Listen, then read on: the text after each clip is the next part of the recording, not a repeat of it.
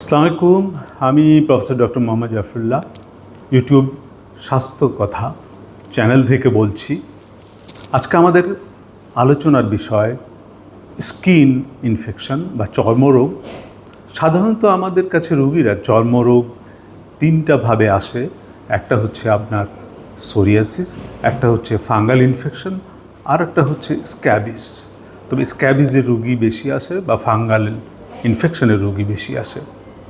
Fungal infection যেটা চামড়ায়, এটা নিয়ে আমরা আজকে আলোচনা করব। সাধারণত এই চামড়ার যে স্কিন যে ইনফেকশন, এই ইনফেকশনটা আপনার চামড়াতেও হয়, অর্থাৎ স্কিনেও হয়, নখেও হয় এবং চুলেও হয়।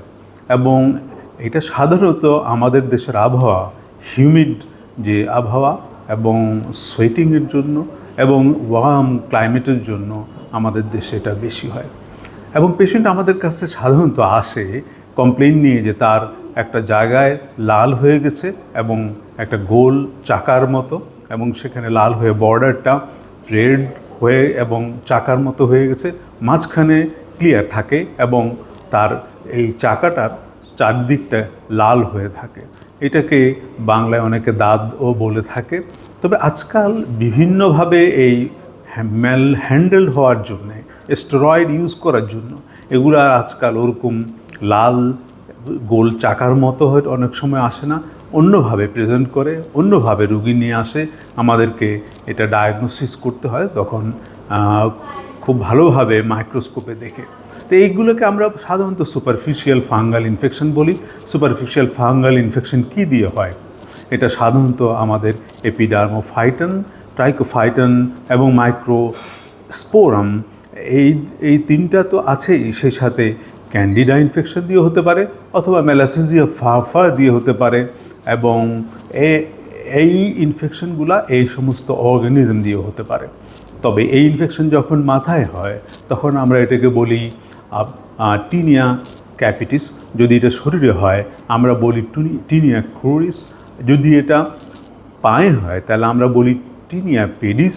এবং যদি এটা হাতের তালুতে হয় তাহলে আমরা বলি টিনিয়া ম্যানাম।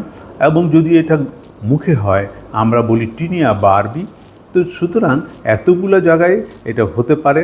এবং এটা যদি ইঙ্গুইনাল রিজিয়নে হয়, অর্থাৎ পায়ের কুঁচকিতে হয়, তাহলে আমরা বলি টিনিয়া ক্রুরিস। তাহলে এতগুলো জায়গায় হতে পারে একই জিনিস এবং এটা সাধারণত ফ্যামিলিতে একজন যদি অ্যাফেক্টেড হয় তাহলে অন্যরাও এটাতে অ্যাফেক্টেড হয়ে থাকে। এবং আরেকটা জিনিস, যারা পেট অর্থাৎ বিড়াল বা কুকুর এইগুলো থেকেও অনেক সময় চলে আসতে পারে এবং সেদিকেও খুব যত্নবান হতে হবে। এবং আমাদের এই ইনফেকশনগুলা, স্কিন ইনফেকশন যদি হয় তাহলে এই স্কিন ইনফেকশন, আমরা তো বললাম যে এটা গোল্ডিশ একটা চাকার মতো হয়ে আসতে পারে বা বিভিন্নভাবে ম্যান হ্যান্ডেল হয়ে আমাদের কাছে আসতে পারে এবং বিভিন্নভাবে প্রেজেন্ট করতে পারে। তখন আমাদেরকে এটা সঠিকভাবে ডায়াগনোসিস করতে হবে। এবং আমরা এগুলোকে ডায়াগনোসিস কীভাবে করি? সাধারণত ডায়াগনোসিস করার জন্য ক্লিনিক্যালি ডায়াগনোসিস করে ফেলে অনেকে। তবে ডায়াগনোসিস একদম সূক্ষ্মভাবে করার জন্য আমরা স্কিন স্ক্র্যাপিং অর্থাৎ চামড়ার স্ক্র্যাপিং নিই এবং চামড়ার স্ক্র্যাপিং নিয়ে আমরা এটাকে পটাশিয়াম হাইড্রোক্সাইড 10% পটাশিয়াম হাইড্রোক্সাইডে ভিজিয়ে রাখি 1 থেকে 2 ঘন্টা পর্যন্ত।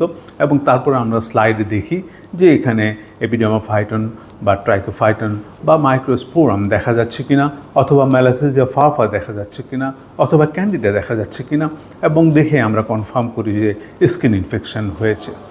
এবং এটাকে যদি এটা নখে হয় তাহলে কিন্তু 20% পটাশিয়াম হাইড্রোক্সাইড দিতে হবে।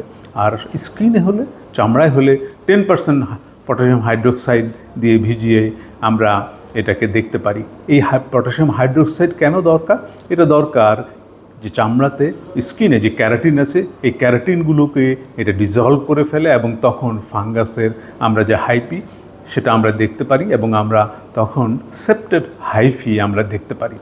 আর আমরা যদি এটাকে কালচার করি ইন সাবুরাস ডেক্সট্রোস অ্যাগার মিডিয়াতে, তাহলে এটা সাধারণত 1 সপ্তাহ অথবা 2 সপ্তাহের মধ্যে এটা গ্রোথ আসে এবং গ্রোথ থেকে আমরা নিয়ে মাইক্রোস্কোপও দেখতে পারি এবং গ্রোথের কলোনি দেখেও আমরা চিনতে পারি।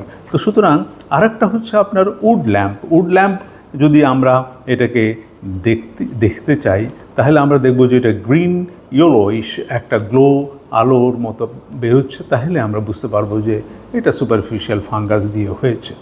সুতরাং সুপারফিশিয়াল ফাঙ্গাসকে আমরা কিভাবে ডায়াগনোসিস করব সেটা আমরা বললাম। আর যদি এটা আমরা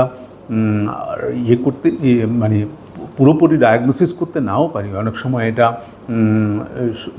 আমরা কালচার করি এবং সেটার সেন্সিটিভিটি দেখব।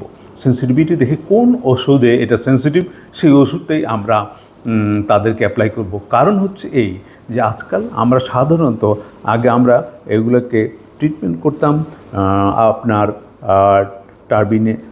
টার্বিনে ফিন দিয়ে অথবা মিকোনজল দিয়ে, এই ওয়াইনমেন্ট দিয়ে করতাম, এবং কিন্তু আজকাল এগুলোতে রেজিস্ট্যান্ট হয়ে গেছে এবং 60% রোগী এগুলোতে রেজিস্ট্যান্ট। সুতরাং সেজন্য আমাদের এখন আমরা যেই অয়েনমেন্টটা ইউজ করি সেটা হচ্ছে আপনার ইকোনাজল এবং এই ইট্রাকোনাজল এবং ইট্রাকোনাজল দিয়ে ট্রিটমেন্ট করে এখন আমরা ভালো ফল পাচ্ছি। সুতরাং আমরা দেখব যে ইট্রাকোনাজল দিয়ে ট্রিটমেন্ট করতে হবে এবং এই কারণ মোস্ট অফ দ্য অ্যাজোলসে এরা রেজিস্ট্যান্ট হয়ে গেছে। এবং আমাদেরকে আরেকটা জিনিস মনে রাখতে হবে, যারা ডায়াবেটিসে ভুগছেন, যারা ওল্ড এজে আছেন, তারা বেশি ভুগেন এই ইনফেকশনে।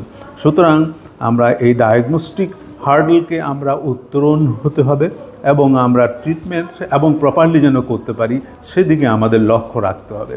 এবং সামটাইম কোনো সময় আমাদের এটাকে পিসিআর বা মলিকুলার টেস্টও করতে হতে পারে যদি আমরা সঠিকভাবে রোগ নির্ণয় ডায়াগনোসিস করতে না পারি। তো আজকে এই পর্যন্তই। আমরা স্কিন ইনফেকশন থেকে ভালো থাকি এবং আমরা আমাদের ফ্যামিলির যারা অ্যাফেক্টেড হয়েছে তাদেরকেও আমরা চিকিৎসা করি এবং সেই সাথে আমরা চাবো যে আমাদের পেট যেগুলো আছে যে তাদেরকেও যেন আমরা সঠিকভাবে চিকিৎসা করতে পারি, সেই চিকিৎসা করে আমরা এটাকে বন্ধ করব। সবাই এই স্কিন ইনফেকশন থেকে বেঁচে থাকুন এবং সবাই ভালো থাকুন, এই আশাবাদ ব্যক্ত করে শেষ করছি। আপনারা আমার চ্যানেলকে সাবস্ক্রাইব করুন এবং লাইক দিন এবং দেখুন। আসসালামু আলাইকুম।